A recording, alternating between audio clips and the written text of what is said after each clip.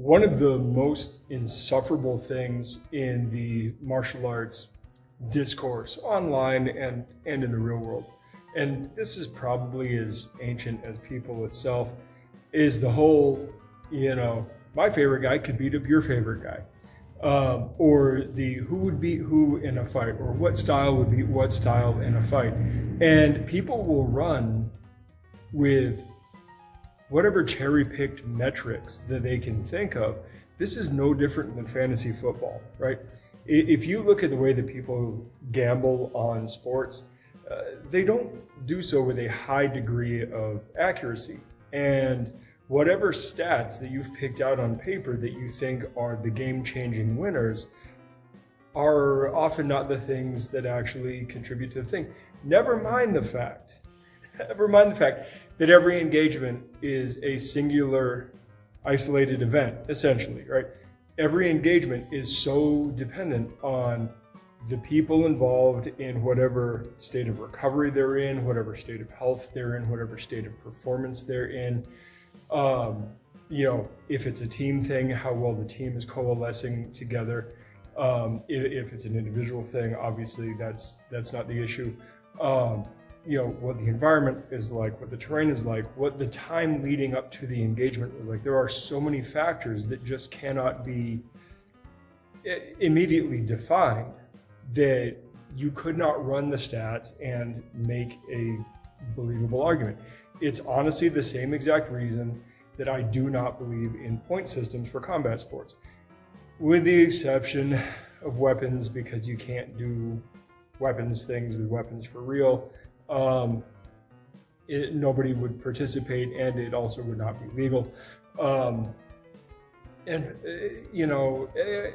let's go ahead and make an exception for children as well, because children don't need to be put under the actual full contact rigors or full force rigors of grip and rip joint locks and knockouts and things like that. So we have to come up with kind of proxies. But the thing is that it gets so much worse when you're doing these armchair bets, right?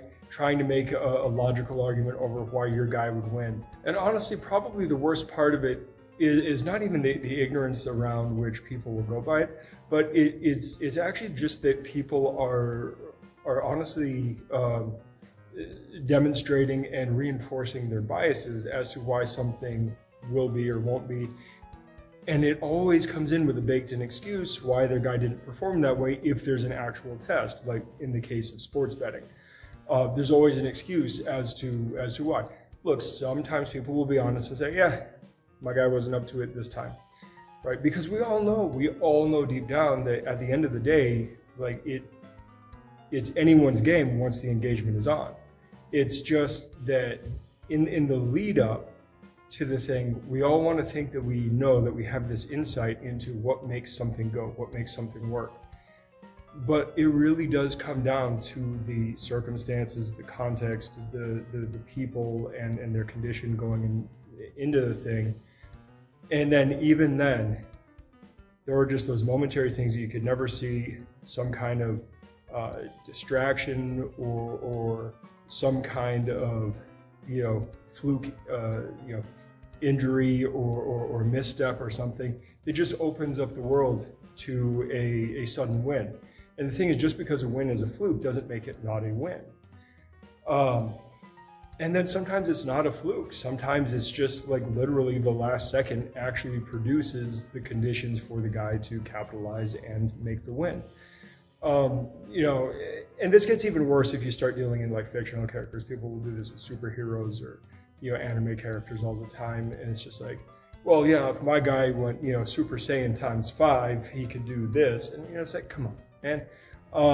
At some point, you're going to have a contingency for everything on the logical plane, and the fact is that you can't run the logic because you don't have all the data. And logic is only as good as the data that you're basing it off of. So this is one of the reasons, in Martial Arts Nerds on Facebook, and if we ever get this Polystra on X going, that's one of the reasons that we don't allow those debates, because they are ultimately fruitless debates. They are not, in fact, some kind of thought experiment or exercise in logic. What they are is an exercise in bias. And it's a completely fruitless and worthless debate that essentially can never be settled.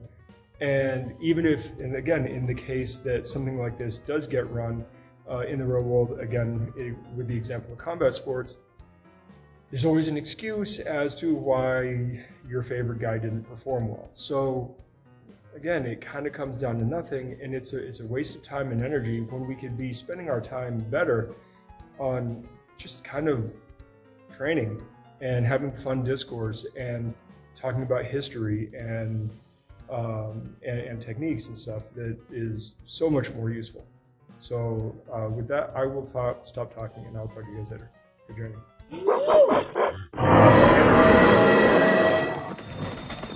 Thanks for watching. Like, subscribe, share. Check us out on our other socials, and please head over to blacksunboxing.com to get a little more info, including how to contact us.